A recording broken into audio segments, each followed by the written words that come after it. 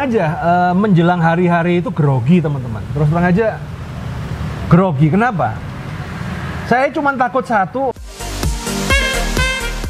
Usaha dengan kartu kredit. Join Credit Card Revolution. Akhirnya sampai di rumah setelah 1 minggu berkelana dari Bandung ke Jakarta. Dan ini tanggal berapa sih ini sekarang? Tanggal 5 ya. Tanggal 5 baru sempat untuk membuat video BTS karena mungkin Anda juga kaget ya. Jangankan Anda, saya juga kaget kok tiba-tiba ada di Close the Door ya. Ada yang bilang bahwa kasta tertinggi seorang YouTuber itu berada di podcastnya Om Deddy dan itu sudah dilaluin. Nah, di video kali ini saya akan share behind the screen-nya. Behind the skin, sorry, bukan behind the screen. Mohon maaf. Walaupun saya sarjana Inggris tapi tak bisa bahasa Inggris, gitu kan? Nah, nggak bisa bahasa Inggris kok bangga, ya, lebih baik salah lah, ya. Maaf. Saya kemarin pas si Vanessa Angel aja rest in peace, peace-nya tuh peace, bukan peace damai, tapi peace Pisces itu loh kan. Waduh, salah ya. Ya biasa lah. Taunya ngitung cuan, nggak ngitung bahasa Inggris. Tapi oke lah, you know lah. Oke teman-teman, kali ini saya akan cerita ya, awal mulanya kok bisa collab sama Master Deddy Corbuzier itu seperti apa sih? Mungkin kalian juga penasaran ya, kok bisa seperti itu ya. Jadi awal mulanya saya nggak tahu. Jadi saya tahu bahwa saya dihubungin sama Tia, itu asistennya Bro Deddy yang si cakep rambut pendek itu. Kontaknya bukan saya, kontak ke tim manajemen saya. Nah, jadi waktu itu saya itu pas di Bandung. Jadi memang saya ke Bandung dan memang ke Jakarta karena kemarin itu ada kelas, kita ada kelas CCR di Bandung dan kemudian kita kelas CCR di Jakarta. Telepon, yes. Pak, diundang ke podcastnya Close the Door. Kaget saya. Guyon. Beneran Pak? Masa sih? Sampai gak sadar kan? Ya udahlah. Oke, mumpung di Jakarta nih. Wah. Akhirnya saya tanya, bahas apa? Saya kira itu bahas pinjol ataupun bahas kartu kredit itu loh. Ternyata bahas money game. Waduh, langsung. Saya yang kepikiran pertama kali adalah apa? Waduh, nambah musuh ini kan. Nambah musuh ini, ya. Saya bahasan money game itu juga nggak sengaja karena Sultan meledak aja. Ini pengalaman baru lagi nih, iseng-iseng dibahas deh. Karena memang walaupun saya bukan pemain money game, tapi saya ngadepin money game ini udah tahun 2012. Berbagai versinya itu sudah. Jadi ini kayak perang ini udah. Musuhnya lu lagi, udah tahu lah arahnya kemana itu udah tahu lah seperti apa ya. Dan mungkin timnya Bro Deddy Corbuzier melihat video YouTube saya yaitu sejarah money game. Jadi kelihatannya sih dari situ ya. Jadi saya bikin sejarah money game, lihatnya dari situ. Walaupun viewersnya nggak banyak, bikinnya padahal udah capek gitu kan, berharap itu viewers tapi ternyata nggak trending ya. Udahlah, sekarang seperti itu. Oke. Nah, kemudian ya langsung ke situ ya. Pas waktu itu janjian hari Selasa. Oke lah. Jadi saya kelas terakhir itu hari Sabtu, hari Minggu, hari Senin. Hari Senin saya masih ke Christina Lee. Terus terang aja menjelang hari-hari itu grogi, teman-teman. Terus terang aja grogi. Kenapa?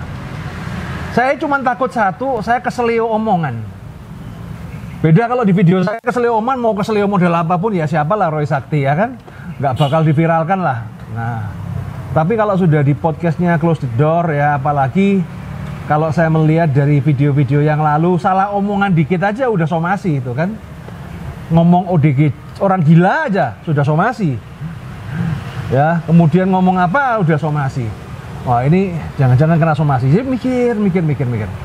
Makanya kan ketika di Jakarta, saya nemuin teman-teman saya tanya, waktu itu kan ada di Christina Lee kan, seingat saya dia pernah ke tempatnya Deddy. Ya udah gue kesana deh. Tin, tips dong, gimana gitu kan, cerita-cerita dikit, oke.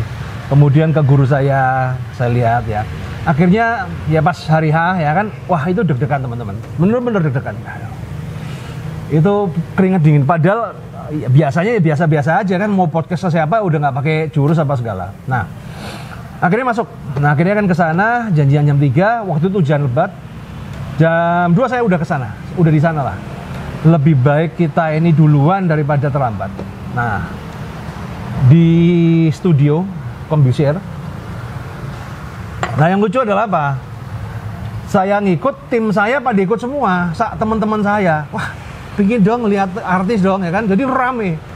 Kita itu gerudukan tuh ada orang berapa ya? Orang 5 kalau nggak salah itu. Nah ya udahlah, di sana sambil nunggu. Waktu itu Bro Deddy itu masih ada podcast yang lain, kelihatannya sih begitu ya. Jadi saya nggak tahu sehari itu dia bisa produksi 2 mungkin 3, I don't know ya teman-teman ya. Nah kalau lihat studionya bagus sih, kayak video ini ya kan, foto ini kan studionya bagus. Bahkan di depan itu saya kira ada ruang tamu. Ternyata toiletnya tuh cakep loh. Ya, toilet itu cakep loh. Tak kira ini ruang tamu loh. Oh ini mungkin ruang tamu lagi di situ ya kan. Begitu masuk toilet ya kan. Nah jadi waktu itu saya memang tidak bawa kamera. Saya nggak bawa kamera, cuman rencanaku ya cuman pakai video ini aja handphone aja lah. Tapi nggak ada bayangan ngajak collab apa segala kan, kenal aja kagak, tiba-tiba ngajak collab kan juga tahu diri juga lah kita kan. Nah siapalah kita ini kan cuman remahan reginang. Nah timku tuh sempet video-videoin pakai kamera. Nah cuman kemudian dikasih tahu sama timnya Bro Deddy, jangan di-candid. Nanti aja kalau udah selesai mau di video bilang aja gitu loh. Jadi karena takutnya kalau candid ya nih pas ketemu pas bener posisi pas nggak bener apa segala, ya saya ngomong ya wajar sih ya. Mungkin pas Bro Deddy-nya lagi ngapain gitu kan, mungkin pas lagi pakai wig kan, biasanya tahu teman-teman dia kan. Nah jadi masalah ya, kita respect lah, kita ngikutin aturan dari beliau, kita respect. Pas jam 3 saya dipersilakan untuk masuk, tim menunggu di luar ya kan, karena kan orang banyak. Cuman kalau tim saya orang 2 mungkin masuk juga ya, karena ini orang banyak nggak bisa ya. Maksud tiba-tiba saya ketemu Bro Deddy kemudian ada orang 6 itu kan ya lucu juga ya. Nah, kita ngobrol ya. Nah jadi briefing dulu ya, briefing dulu. Dia cerita, kan saya tanya juga, bro kenapa kok mau bahas manage game? Ya dia bilang ya kan, Bro Deddy bilang bahwa banyak temen yang jadi korban ya, jadi kita mau angkat ini karena banyak temen yang jadi korban ya. Cuman waktu itu saya ngomong, kita rule of the game, saya ngomong jangan sampai nyebut merek ya gitu loh, karena kan nyebut merek kemudian di tempatnya Om Deddy ini kan berani mati gitu loh. Intinya kita sepakat, jadi yang disebut tuh mereknya yang sudah mati. Kalau yang masih jangan, nanti menimbulkan somasi. Kayak salah satu orang YouTuber yang suruh minta maaf itu kan ya, lucu. Padahal kalau diterusin ya bisa itu ya. Nah, tapi nggak mau ribut lah teman-teman ya. Nah, oke. Akhirnya briefing itu kita paling cuma 5 menit lah, ngobrol-ngobrol gini. Oke. Singkat cerita masuk di studio yang kalian tahu ya, studio seperti itu, wah itu deg-degan banget tuh ya. Satu kata deh, studionya keren banget deh. Itu memang soundnya kedap, apa segala, nyaman. Nah, dan kemudian kita mulai shoot ya. Dan shoot itu nggak di cut loh. Oh cut dulu ini enggak. Padahal kalau yang di lain gue cut dulu deh. Bahas ini ya, ini oke. Bahas lagi cut ya. Jadi kalau di Bro Deddy itu langsung ngobrol begitu aja. Ya. Nah, langsung ngobrol begitu aja ya grogi juga teman-teman. Makanya kalau Anda lihat saya kadang-kadang agak salah omongan apa-apa itu bukan masalah grogi loh. Karena ini salah omong dikit. Karena Bro Deddy itu kalau nanyain tuh langsung kita tuh digiring ke kanan, tiba-tiba mancingnya ke kiri jebret. Dia kalau ngajak beda ya. Kita ngobrol sama orang yang berpengalaman dengan ngobrol yang cuma sekedar nggak tahu isi, beda. Jadi dia mempelajari ya, mungkin dia browsing dulu apa segala, mempelajari, dan dia sebenarnya dia memberikan guidance ya kan, ini ngasih contoh seperti apa itu oke ya. Nah yang agak shock itu kan pembahasannya, briefingnya itu masalah money game ya. Saya nggak mempersiapkan untuk materi yang lain, bahkan kartu kredit pinjol nggak masalah, Nah pas di tengah-tengah, jadi minum dulu deh. Pas di tengah-tengah acara tiba-tiba loncat pinjol. Kaget loh. Kaget loh. Bahas money game lah, kalau pinjol gimana? Kalau pinjol tuh gimana?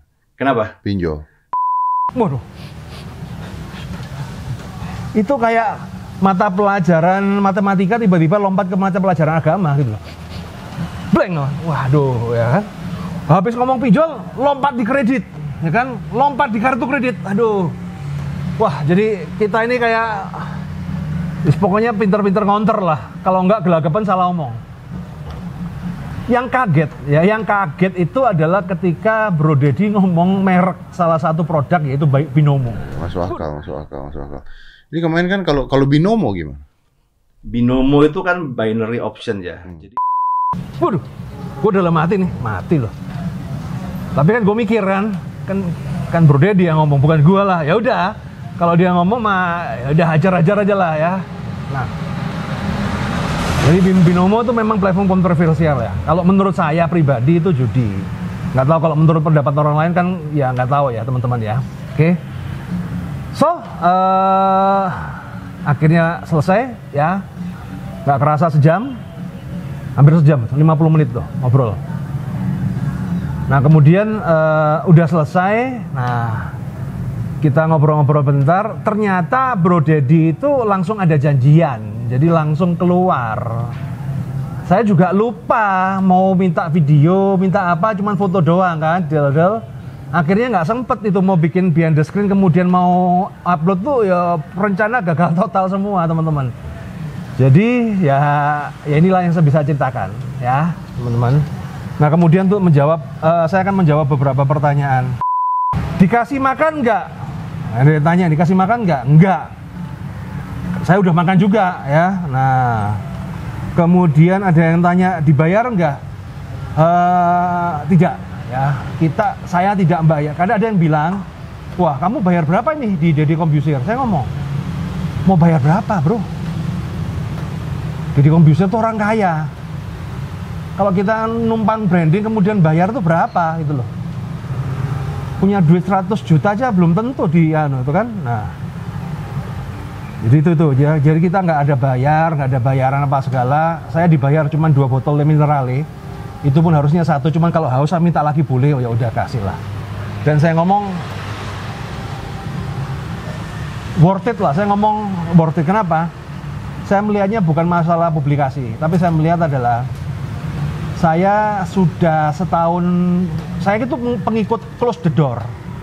Jadi saya itu sudah mendapatkan seminar banyak ilmu gratis di close the door. Pembicara-pembicara yang hebat-hebat dari artis apa segala, sudah cukup menghibur saya dengan gratis di YouTube, cuman modal kuota. Masa ketika diundang kemudian kita minta bayaran, itu saya ngomong sangat tidak beretika ya. Jadi kalau saya minta bayaran apa segala, kita nggak melihat effort ya teman-teman ya. Ini udah saya ngomong udah thank you banget lah. Kemudian ada yang tanya, Mas itu asetnya dibagi ya? Ya enggak lah, ya mana bisa. Lu aset dibagi gimana ceritanya? Lu juga aneh-aneh lah. Artinya saya tidak membayar apa-apa ya, dan saya tidak mengharapkan kalaupun sampai ada bayaran pun saya akan tolak. Kenapa? Salah satu cita-cita saya yang masuk di close the door.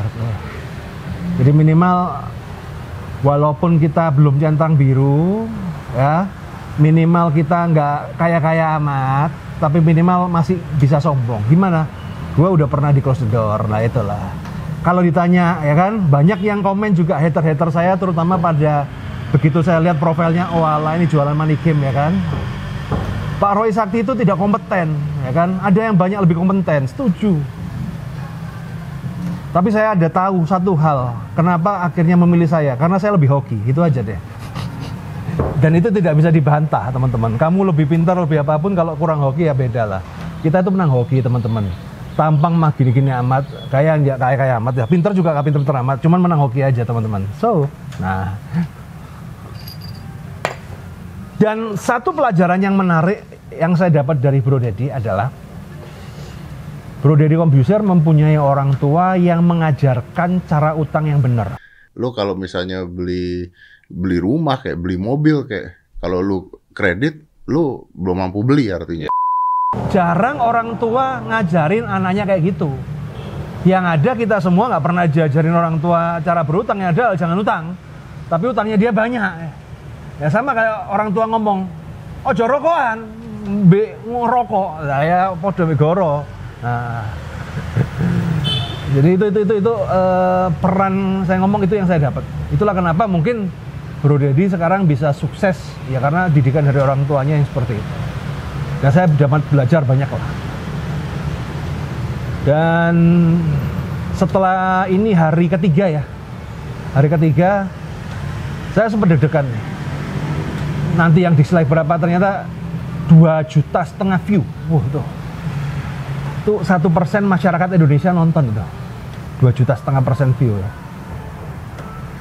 Ya banggalah, konten edukasi bisa dilihat 2,5 juta manusia itu kapan lagi, Bro? Karena kan selama ini yang bisa viral kan kayak kalau nggak konflik, hiburan, ataupun belahan dada. Nah problemnya apa yang dibelah ini dada ini kan? Nggak ada ya. Ganteng juga kagak, ya kontroversial juga enggak. Tapi bisa gitu ya oke lah. Jadi buat teman-teman tetap semangat ya. Kalau ada yang tanya, Pak bagaimana masuk kontennya Om Deddy? Ya nggak tahu, dia tergantung topiknya seperti apa. Tapi intinya ya after saya nggak nyangka, terus terang aja nggak nyangka itu tiba-tiba sehari setelahnya itu langsung diupload. Padahal saya udah ngomong sama timnya kalau beresiko nggak diupload nggak apa-apa kok, nggak masalah. Saya udah ngomong ke Tia juga, Tia kalau memang ini istrinya di bawah standar apa segala nggak usah diupload juga nggak apa-apa kok, tenang aja. Aku nggak menanyakan itu. Ternyata tiba-tiba udah diupload aja kan, wah kaget gua. Dan untungnya responnya bagus. So ya tinggal next seperti apa. Kalau ada yang bilang, wah ini seminar naik ya, semoga. Cuman untuk bulan-bulan ini sementara belum menaikkan seminar lah. Apakah Roy Sakti akan berubah? Sama-sama aja lah. Kita mah tetap gini aja teman-teman. Ya, semoga ini terus berlanjut teman-teman. Kalau ada yang tanya, Pak cita-citanya mana? Ini satu. Mimpi saya di dalam dunia YouTuber salah satunya udah tercapai, yaitu di close the door-nya Deddy Corbuzier. Itu udah pencapaian tertinggi YouTuber. Tapi ada satu yang masih belum tercapai. Dan ini sangat gak masuk akal. Mungkin teman-teman bisa bantu disampaikan. Saya terus terang ingin membahas masalah utang-utang, kemudian apalagi masalah judi apa segala ini. Saya ingin masuk podcastnya Denny Caknan, Sowan itu loh. Terus terang aja itu kalau ada teman-teman yang bisa bantu, sampaikan boleh lah. Itu cita-cita saya lah. Yes, DC kan sama DC-nya. Kenapa? Karena ngomongnya bahasa Jawa enak lah. Ngobrol bahasa Jawa ini lebih enak, lebih gaduh, lebih apa, banyolnya lebih enak lah teman-teman ya. Dan saya itu kan ngefans banget sama Denny Caknan. Ngobrolnya asik banget, ngomong obrolan asik tapi versi Jawa ya. Kalau Anda yang di luar Jawa ya roaming pasti. Tapi ngomong Jawa enak karena pengalamannya Mas Denny Caknan itu Bandar Togel apa segala itu mirip dengan pengalaman saya. Banyak cerita tentang perjudian itu yang bisa saya ceritakan. Jadi itu cita-cita saya yang belum terwujud. Semoga dengan adanya video ini bisa terwujud ya. Intinya kita fokus edukasi. Dan satu hal teman-teman, saya senang, saya bangga postingan video-video saya itu viral di TikTok. Dan pesan saya itu masuk ke orang-orang. Orang kaya berutang untuk modal bisnis, orang kelas menengah berutang untuk gaya hidup, dan orang miskin berutang untuk bayar utang. Artinya apa? Kalau kamu berutang untuk bayar utang, kamu akan cepat jatuh miskin. Dan itu banyak terjadi di masyarakat menengah ke bawah. Kalau tidak disadarkan, siapa lagi? Oke teman-teman ya, thank you semuanya. Tetap semangat dan ingat jangan lupa bahagia.